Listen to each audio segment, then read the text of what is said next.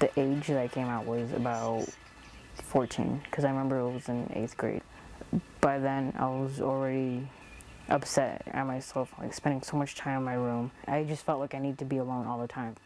I was scared to come out, not because of my mom or anything, but it's just because like I thought I had to be a girl. I thought I had to be a girl and I had to marry a guy and I had to have kids. I pictured myself being the guy getting married. When I found out, about all these transgender stuff, I was like, oh, that makes so much sense. Then I guess like I don't feel like a guy. I am a guy. We're missing an album. He probably has it.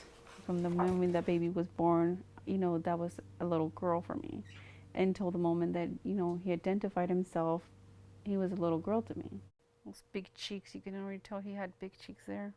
He was just a mommy's little kid. That was just like, he was all over me all the time. Very energetic. He was really friendly, super mature for his age. He's always been a really, really good kid. He really didn't like girly toys. He had one specific baby that he really did like. I figured maybe I should have let him play with more baby dolls and maybe Barbies and like encourage him to dress in pink. But then I was like, no, that's not who I am. Like, that's not who I am, and that's not who I want my kids to be either. He wasn't socializing with us no more. He was like isolating, or he'd get angry really easily, upset really easily, and he was always like in a bad mood. And so I was like, why? Like, what happened to my like shining star? It's dull now. I have seen kids go from this sullen, reclusive, somber, depressed and withdrawn child who's not going to school to this changed person once they are in affirming medical care. But there's a long process from A to B, and everybody's journey is different. I love it. There's no drama, there's no medical issues, we're okay. Mm-hmm. The diagnosis of gender dysphoria, it's in the DSM-5. It's a psychiatric diagnosis. No pain in your calves, like you're feeling a clot forming there? No. This is not a question of, this is a phase, or I'm just questioning, or it's cool to be transgender now. I rely heavily on the mental health community to make that decision and to make the diagnosis and to assure that the patient is ready to kind of move forward with any medical therapy. You got the Lupron suppressing the estrogen, then we give you testosterone. Otherwise, you'd have estrogen and testosterone going like that. So yeah. I actually did cry like when I picked up the testosterone from the pharmacy because I was so excited. He opens the bottle and he starts crying, and he's crying and laughing at the same time, and he's so full of joy, And he's like, he was just jumping and crying, and he was like, finally came through, and I said, yes. I've never seen a person so happy with just a little stupid little bottle. Being on T is super exciting. You guys ready for this? Look. Mm-hmm. How you feeling? Kind of nervous.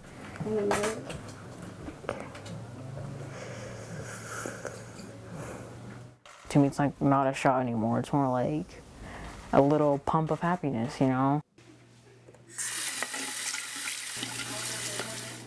When I cut my hair, when I started dressing more masculine, I saw myself a lot more like me, He was more sociable with me again. He was watching TV with me again. He was talking to me again. And, his whole personality was more positive. All those changes that testosterone brought, they made me feel a lot more better. But after a while, I started realizing that my chest was like causing me some like pain to me mentally. That's when I started asking for top surgery. So Jay, what's been going on since the last time we met? It's been a couple of months. Testosterone? Yeah, I can tell. It's making a difference. There's a lot of thoughtfulness going on with these adolescents. We're not diving into surgery within a few months of meeting these patients. We're taking years for most of these patients. I was wondering if they're going to still be puffy like that. Let's take a look today, and then I'll get a better sense of that. Everybody's maturity level is different. And I don't think that you can use a one-size-fits-all approach to this. Suicide rates are so high in the transgender community, and especially amongst teenagers.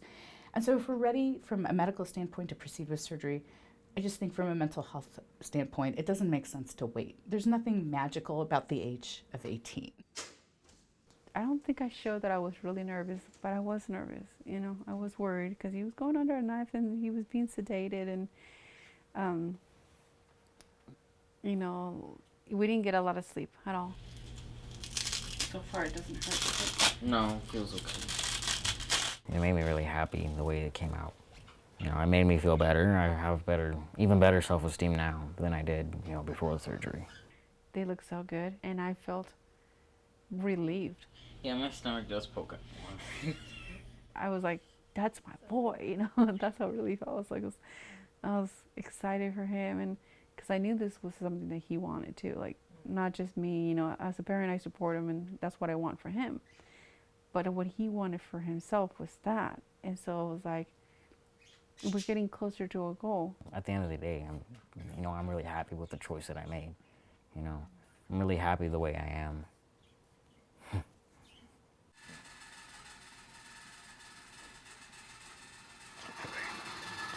Let's go. The way that I see the world now is I see it, Hey, kitty. a lot more brightly. There's a lot more sun in my world now.